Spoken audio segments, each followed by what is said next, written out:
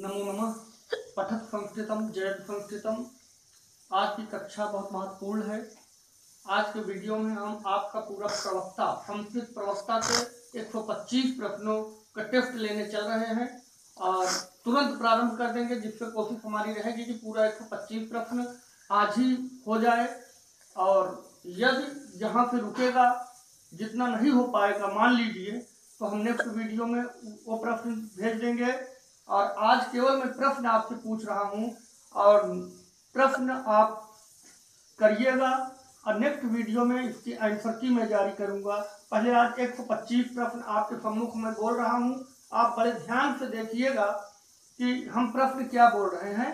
और उनका ABCD इस प्रकार से विकल्प दिया गया है और आप कापी और पेन लेके बैठे। कापी पेन लेने के बाद मैं जो प्रश्न बोलूं और जो विकल्प बोलूं, ध्यान से आप सुनेंगे। उनमें से जो प्रश्न सही होगा उसको आप टिक कर लीजिएगा नंबर वाइज, क्योंकि जो मैं उत्तर कुंजी जो दूंगा, आंसर की जो दूंगा, उसमें मैं केवल आपको ABCD पहले में, दूसरे में, किसमें क्या सही है, इसी हिसाब से बताते चले जाएंगे। और हो सकेगा तो थोड़ा बहुत उस पर व्याख्या भी करते चले जाएंगे इसके बाद वाले वीडियो में, जिसमें हम आंसर की जारी करेंगे। आज मैं केवल प्रश्न आपको बोल रहा हूं, आप ध्यान से सुनिएगा प्रश्न, और मैं विकल्प बोलूंगा, प्रश्न बोलूंगा, विकल्प बोलूंगा, और उन प्रश्नों एवं विकल्पों को आप ध्यान से सुनेंगे और उसके अनुसार पूरे 125 प्रश्नों का उत्तर दें। पुनः एक बार कह दूं कि यदि आप हमारे चैनल पर नए हो तो तुरंत सब्सक्राइब करें। प्रवक्ता परीक्षा के लिए कम समय मिल पाया था, लेकिन अब आने वाली परीक्षा जो आपकी है प्रशिक्षित स्नातक, उसके लिए पूरा समय दूंगा और अब बहुत अच्छे से आपकी कक्षाएं चलेगी। चैनल को सब्सक्राइब कर लें, लाइक का बटन दबाएं, बेल आइकन का बटन दबाएं और शेयर करना ना भूलें। तो हम विलंब नहीं करते हैं, तुरंत प्रारंभ कर देते हैं। तो चलिए, केवल आज के वीडियो में मैं प्रश्न दूंगा आपको हल करने के लिए, क्योंकि अभी मैं लाइव क्लास की व्यवस्था नहीं किया हूं इस प्रश्न पत्र के लिए। हो सकता है आगे से वो व्यवस्था मैं कर दूं, लेकिन फिलहाल अभी जो संसाधन उपलब्ध है उसी में काम चलाइए आप। और बहुत ही अच्छे प्रश्न, इन प्रश्नों को मैं स्वयं अपने हाथों से नोट किया हूँ, छाटा हूँ, ग्रंथों से लिखा हूँ कि आप लोगों के लिए क्या चीज, क्या प्रश्न दिया जाए। तो हम प्रारंभ करते हैं। आप बड़े ध्यान से प्रश्न को सुनिए और उनके ABCD चारों विकल्प को सुनिएगा।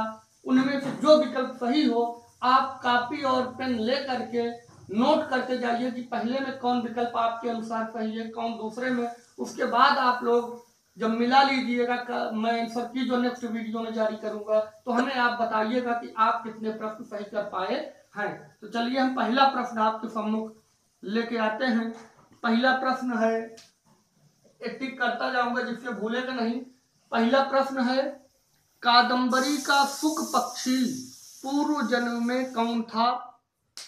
ध्यान से सुनिए, क्योंकि बार बार हम क्वेश्चन रिपीट भी नहीं करेंगे। कादंबरी का सुख पक्षी पूर्व जन्म में कौन था? A Tarapith, B Shudraka, C चंद्रपीठ, D Vaishampayana. और चलिए दूसरा प्रश्न, तो इसी तरह प्रश्न होंगे पूरे आपके। अब मैं दूसरा प्रश्न पूछता हूं आपसे। दूसरा प्रश्न है, कादंबरी में पार्श्व नायिका कौन है? कादंबरी में पार्श्व नायिका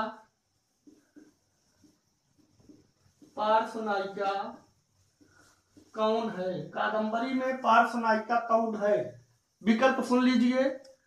विकल्प है सौदामिनी, पत्रलेखा, मनोरमा, महाश्वेता। फिर से विकल्प सुन लीजिए। A Saudamini, B Patralekha, C Manorama, D Mahasweta. चलिए तीसरा प्रश्न देखते हैं। तीसरा प्रश्न, सेयम याति शकुंतला सर्वैर अनुज्ञायताम। सेयम याति शकुंतला सर्वैर अनुज्ञायताम। आप इसको थोड़ा सा मैं हिंट कर दूं। सेयम याति शकुंतला, ये जो तीसरा प्रश्न है यही है कि सेयम याति शकुंतला सर्वैर अनुज्ञायताम, यह उक्त किसकी है? A Gautami, B Maneka, C Kanva और D दुष्यंत। तो आप बताइए कि यह उक्ति किसकी है? चलिए चौथा प्रश्न हम देखते हैं। चौथा प्रश्न चौथे में है, गुणिन किस विभक्ति का रूप है? गुणिन का विभक्ति पूछा जा रहा है। गुणिन किस विभक्ति का रूप है? ए तृतीया, बी संबोधन, सी पंचमी, डी द्वितीया। चलिए पांचवा प्रश्न देखिए, गवेषण शब्द का संधि विच्छेद क्या होगा? गवेषण शब्द का संधि विच्छेद क्या होगा? ए गवेधन एसड़ा, बी गोधन एसड़, सी गौधन एसड़ा, डी गविधन एसड़ा। गवेधन एसड़ा ए विकल्प है, गवेधन एसड़ा। विकल्प बी गोधन एसड़। जो कठिन प्रश्न है उनको मैं थोड़ा से लिख दे रहा हूं क्योंकि समय कम है। सी गौधन एसड़ा, गौधन एसड़ा। डी में आपको बताना है, डी में क्या है? गविधन एसड़ा, गविधन एसड़ा। तो इन चारों विकल्पों में आप बताइए कि इनका संधि विच्छेद क्या है। चलिए छठवें प्रश्न की ओर हम चलते हैं। छठा प्रश्न है कि अस धातु का लोट लकार मध्यम पुरुष एक वचन में क्या रूप होगा? अस धातु पूछ रहा है। अस धातु लोट लकार मध्यम पुरुष एक वचन में क्या रूप होगा? विकल्प अस्तः, अस्थः, ए अस्तः, बी अस्थः, सी असी,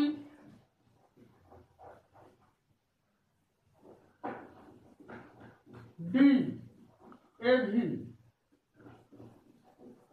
तो सुन लिए होंगे आप लोग। आइए सातवां प्रश्न देखते हैं। सातवां प्रश्न है, तृतीय सप्तम्योर बहुलम सूत्र क्या कहता है? तृतीय सप्तम्योर बहुलम सूत्र क्या करता है?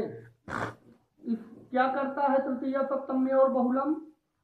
ए समास, बी नपुंसकत्व, सी सुख का लोप, डी विकल्प से अम भाव करता है।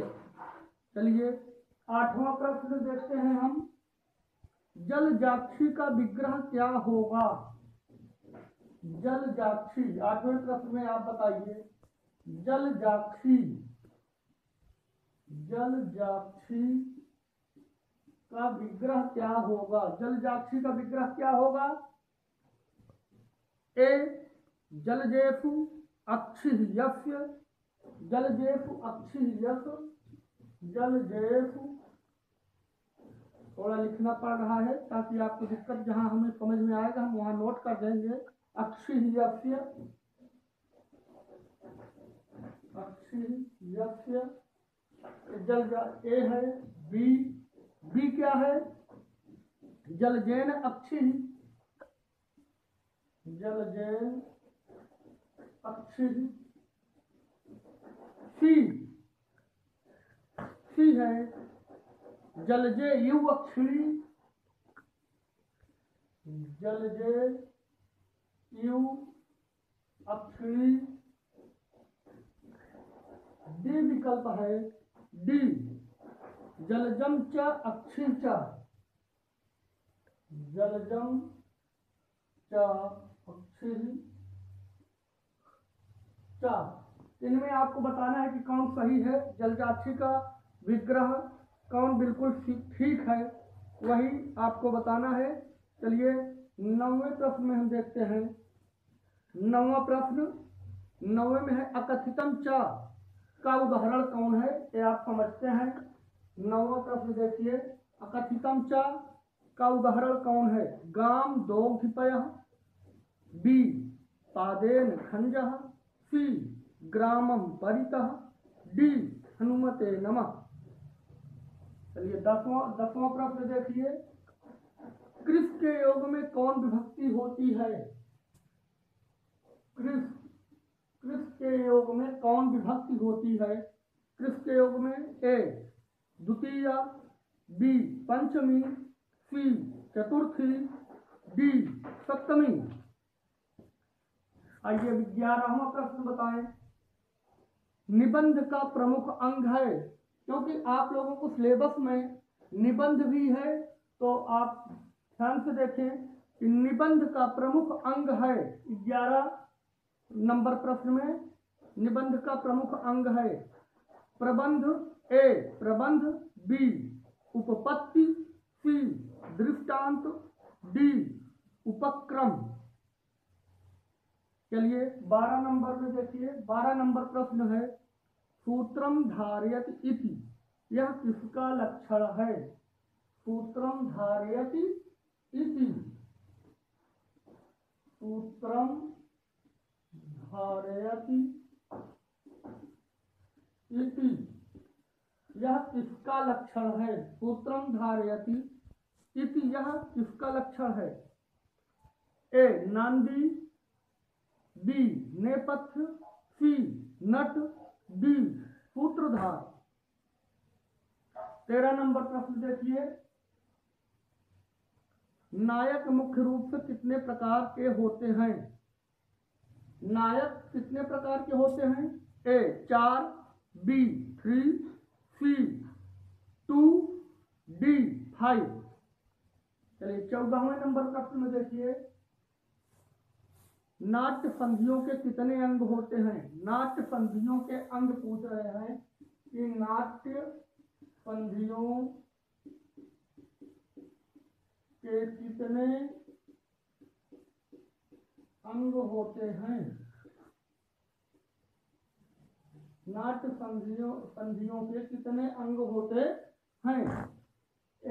14 नंबर प्रश्न है, इसमें विकल्प ए 5, बी 12, सी 13, डी 64 64। 15 नंबर प्रश्न देखिए, अर्थोपक्षेपक के अंतर्गत नहीं गिना जाता। आप अर्थोपक्षेपक जानते हैं? अर्थोपक्षेपक, पक्षेपक, तो अर्थोपक्षेपक के अंतर्गत क्या नहीं गिना जाता? हम 4 विकल्प बता रहे हैं, इनमें से आपको बताना है कि अर्थोपक्षेपक के अंतर्गत क्या नहीं गिना जाता है। विकल्प सुनिए, इस 15वें प्रश्न का विकल्प चूलिका, विस्कंभक, अंकास्य, बिंदु। 16 नंबर प्रश्न देखिए, 16 में भरत वाक्य में स्तुति नहीं होती है। भरत वाक्य आप जानते हैं, तो भरत वाक्य जो अंत में होता है, क्योंकि प्रश्न है मैं ज्यादा नहीं इस पर बताऊंगा। भरत वाक्य में किसकी स्तुति नहीं की जाती है? तो ए राजा, बी समाज की, सी देश की, डी राक्षस की। आप लोग बताएं। 17 नंबर प्रश्न का है, 17 नंबर, अंतःपुर में बेरोक टोक जा सकता है। अंतःपुर में बिना किसी रोक टोक के कौन जा सकता है? ए विदूषक, बी कांचुकी, सी सूत्रधार, डी नटी। चलिए 18 नंबर प्रश्न सुनिए ध्यान से, चंद्रापीठ किस कोटि का नायक है? चंद्रापीठ किस कोटि का नायक है? ए उदात्त, बी धीरोदात्त, सी धीरोद्धत, डी धीर प्रशांत। 19वें नंबर प्रश्न को ध्यान से सुनिए आप लोग। 19वें नंबर प्रश्न को ध्यान से सुनिए, चंद्रापीठ के तृतीय जन्म का नाम क्या है? 3 जन्मों की कहानी कादंबरी में रही गई है। 19वां प्रश्न ध्यान से सुनिए, चंद्रापीठ के तृतीय जन्म का नाम क्या है? ए चंद्रापीठ, बी शूद्र, सी वैशंपायन, डी तारापीठ। चलिए 20वें नंबर प्रश्न को ध्यान से सुनिए और विकल्प भी बड़े ध्यान से सुनिएगा। भुक्तः का प्रकृति प्रत्यय है, थोड़ा सा मैं इसको नोट कर देता हूँ। भुक्तः एक पद है, भुक्तः, भुक्तः का प्रकृति और प्रत्यय पूछा जा रहा है। तो ए भुज धन ता, भुज धन ता, बी, बी में है भुज धन तिन, क्योंकि आपके लिए प्रश्नों का संकलन मैं नोट करके ले आया हूं, इसलिए हमें देख के पढ़ना पड़ रहा है और बताना पड़ रहा है कि मैं विकल्प क्या दिया हूं, जिससे कि आप जो विकल्प बताएं वही सही हो। सी भुज धन अक्वा, सी भुज प्लस अक्वा, डी, डी विकल्प है भुज धन सानच, भुज प्लस सानच। अब आप इनमें से बताइए भुक्तः का प्रकृति प्रत्यय क्या है। चलिए 21 नंबर प्रश्न देखते हैं हम। 21 नंबर में है श्रीमद् भगवद गीता के एकादश अध्याय का नाम क्या है। आपको मालूम होगा कि श्री भगवत गीता में 18 अध्याय है और सबका नामकरण है, जो आप लोग याद किए होंगे। ये उसी से प्रश्न किया गया है और जो प्रश्न पूछा जा रहा है 21वां प्रश्न ये पूछ रहा है कि एकादश, जो गीता का एकादश अध्याय है, 11वां अध्याय है, उसका क्या नाम है। ए विश्वरूप दर्शन, बी सांख्य योग, सी गुणत्रय विभाग योग, डी पुरुषोत्तम योग। चलिए 22वें प्रश्न को ध्यान से सुनिए आप लोग। गीता महाभारत के किस पर्व से ली गई है। गीता, गीता महाभारत के किस पर्व से ली गई है गीता। तो अब बताइए गीता महाभारत के किस पर्व से ली गई है। ए आदि पर्व, बी अनुशासन पर्व, सी भीष्म पर्व, डी शांति पर्व। चलिए 23वें प्रश्न की ओर हम आगे बढ़ते हैं। 23वें नंबर पे प्रश्न क्या है आपके सामने आता है। 23वें नंबर का प्रश्न, स्थित प्रज्ञ किसे कहते हैं। स्थित प्रज्ञ, स्थित प्रज्ञ किसे कहते हैं, इसका उत्तर सुनिए। प्रश्न है स्थित प्रज्ञ किसे कहते हैं। ए जो सभी मनोकामनाओं को छोड़ देता है, जो अपने आप। बी फिर सुन लीजिए विकल्प। स्थित प्रज्ञ किसे कहते हैं। ए जो सभी मनोकामनाओं को छोड़ देता है, बी जो अपने आप में संतुष्ट रहता है, सी जो दुखों से घबराता नहीं है, डी जिसमें उपर्युक्त सभी गुण होते हैं। उत्तर दीजिए। आइए 24 नंबर प्रश्न पे हम चलते हैं। 24 नंबर का प्रश्न आपके सामने है, गीता का स्वधर्म सिद्धांत क्या है। स्वधर्म सिद्धांत पूछ रहा है, गीता का स्वधर्म सिद्धांत क्या है। गीता का स्वधर्म सिद्धांत क्या है देख लीजिए। विकल्प सुनिए ध्यान से। ए वर्ण व्यवस्था का सिद्धांत, बी कर्म सिद्धांत, सी आत्म सिद्धांत, डी इनमें से कोई नहीं। प्रश्न और विकल्प सुनते समय बड़ा ध्यान दीजिएगा और उत्तर भी बताते समय आप बहुत सोच समझ कर उत्तर दीजिएगा। आइए मैं 25वें प्रश्न की ओर आगे बढ़ता हूं। 25, गीता के अनुसार कर्मयोगी को कैसा कर्म करना चाहिए। कैसा कर्म करना चाहिए। कीर्ति के लिए, ए कीर्ति के लिए, बी लोक संग्रह के लिए, सी सुख के लिए, डी लोक त्याग के लिए। यह प्रश्न पूछा भी जा चुका है। गीता के अनुसार कर्मयोगी को कर्म करना चाहिए किसके लिए। ए कीर्ति के लिए, बी लोक संग्रह के लिए, सी सुख के लिए, डी लोक त्याग के लिए। तो आप लोग बताइएगा इसको।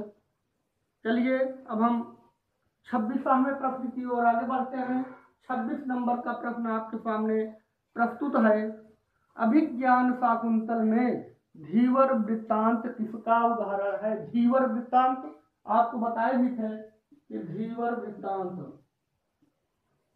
वृत्तांत ये किसका उदाहरण है? अभिज्ञान शाकुंतलम में धीवर वृत्तांत किसका उदाहरण है? प्रवेशक, विस्कम ए प्रवेशक, बी विस्कंभक, सी अंकावतार, डी अंकमुख। चलिए 27वें प्रश्न की ओर आगे बढ़ते हैं। 27 नंबर प्रश्न में है, अभिज्ञान शाकुंतल में दुष्यंत का पुरोहित कौन है?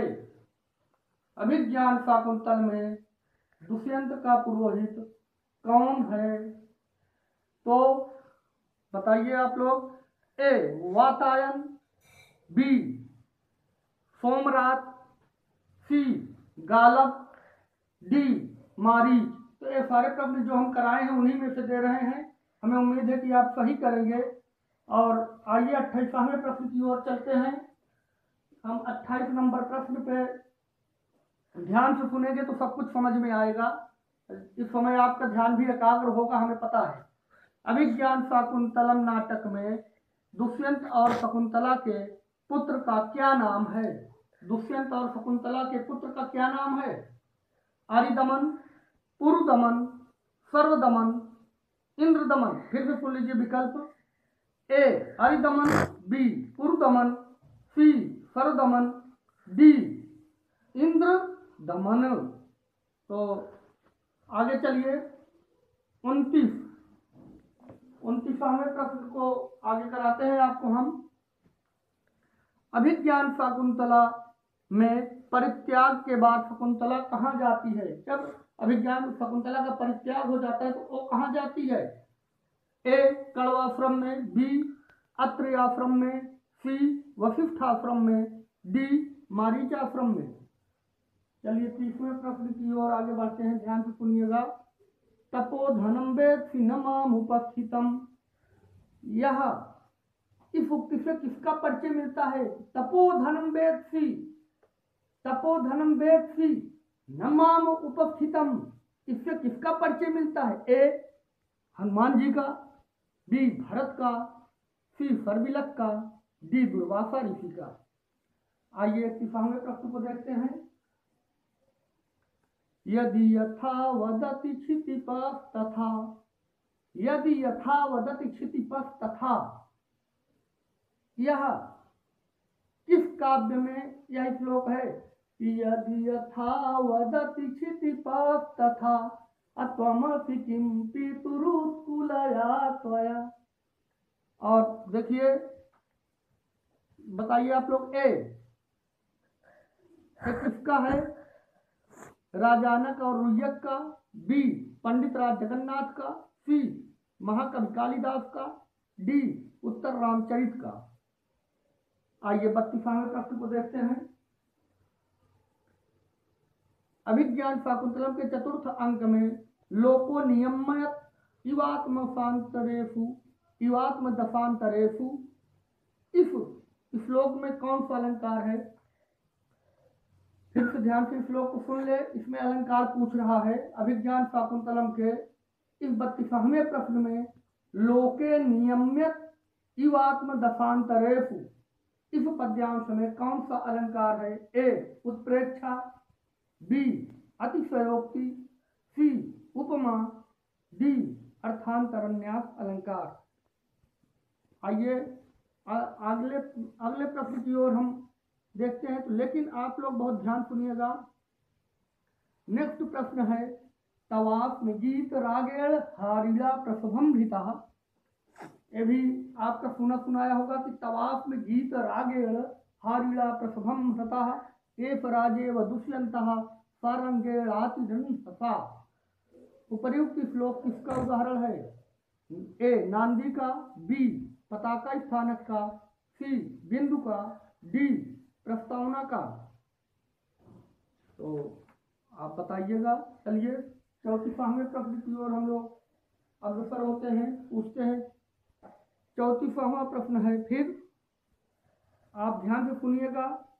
अपरितोषाद विदुषाम न साधु मन्ये। कौन बोल रहा था? ये पढ़े होंगे तो निश्चित याद आ गया होगा।